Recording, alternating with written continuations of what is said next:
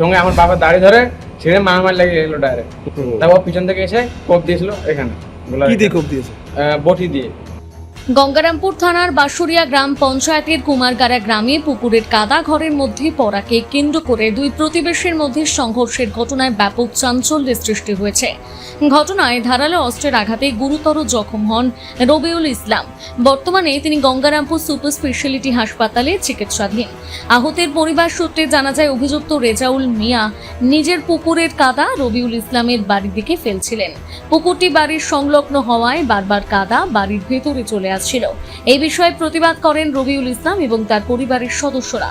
অভিযোগ এরপর দুই পক্ষের মধ্যে বচসা শুরু হয়, যা পরে হাতাহাতিতে গড়ায়।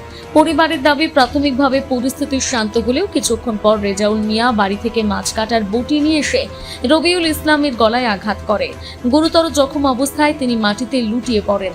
স্থানীয় বাসিন্দা ও পরিবারের সদস্যরা দ্রুত তাকে উদ্ধার করে গঙ্গারামপুর সুপার স্পেশালিটি হাসপাতালে নিয়ে যান। সেখানে প্রথমে তাকে পর্যবেক্ষণে রাখা হয়, পরে শারীরিক অবস্থার অবনতি হওয়ায় কর্তব্যরত চিকিৎসকেরা জরুরি অস্ত্রোপচারের সিদ্ধান্ত নেন। এই প্রসঙ্গে আহত রবিউল ইসলামের ছেলে শাহজাদ ইসলাম এবং তার এক আত্মীয় বলেন, পাশে পুকুর আছে, তো পুকুর থেকে ও কাঁচড়াগুলো তুলে তুলে ঘরের মধ্যে ভরে দিচ্ছে, মাটি টাটি যা কিছু ছিল। রেজাউল। হ্যাঁ, আচ্ছা। তারপরে বাবা নাও সাহস পড়ে এসে বাড়িতে আমার মা তখন বললো, ওকে গিয়ে বলতে গিয়েছিল। সঙ্গে আমার বাবা দাড়ি ধরে ছেড়ে মারামারি লেগে গেলো ডাইরেক্ট। তারপরে এমনি মারামারি করার পর আমার বাবা আমি আমার ভাই চলে এসেছিলাম। তারপর পিছন থেকে এসে কোপ দিয়েছিল এখানে। কি দিয়ে কোপ দিয়েছে? বটি দিয়ে।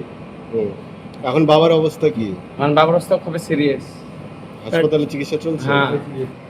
আমি গঙ্গারামপুরে ছিলাম, আমি জানি না যে বাড়িতে গন্ডগোল হয়েছে বা কি, যে আমাকে ফোন করে জানায় যে এরকম তোর সম্বন্ধের গলায় একদম ধারালো অস্ত্র দিয়ে চোট দিয়ে কে দিয়েছে, আমি এগুলো শুনিনি। আমাকে বললো যে হসপিটালে আছে। হসপিটালে এসে আমি যেটা দেখলাম, আমি কিন্তু পেশেন্টকে দেখতে পারিনি, পেশেন্টের রক্ত দেখছি, কিন্তু যে হিসাবে আমি রক্তটা দেখছি তাতে ভয়ানক ব্যাপার। এখন আমার পুরো প্যান্টটা এত রক্ত দেখছি, আমি পেশেন্টকে দেখতে পাই, কিন্তু পেশেন্টের যে রক্তটা দেখছি আমি, তাতে আমি নিজেই অবাক হই। ঘটনার পর এলাকায় উত্তেজনা ছড়িয়ে পড়েছে। স্থানীয় বাসিন্দারা অভিযুক্ত যুবককে গাছে বেঁধে রাখে এবং গঙ্গারামপুর থানায় খবর দেয়। ঘটনার পরে আমার আব্বু থানার পুলিশ অভিযুক্ত যুবককে গ্রেপ্তার করে।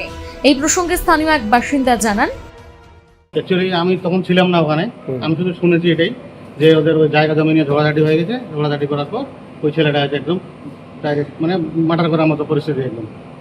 তো ও মনে করো যে সঠিক টাইমে এখানে আসছে, ওই জন্য বেঁচে আছে এখন অবধি। আর বেঁচে থাকুক আমরা এটা চাচ্ছি। আর বাকি ও একদম মারাত্মক অপরাধ করেছে ছেলেটা। হঠাৎ করে এই ধরনের পরিস্থিতি কেন তৈরি হলো? অ্যাকচুয়ালি আমি সঠিকটা তো জানি না যে কি আগে এদের বাড়িতে কিছু হয়েছিল কি হয়নি, আমি জানি না। এর মধ্যে কিছু আমি এখানেই ছিলাম একটা আছে।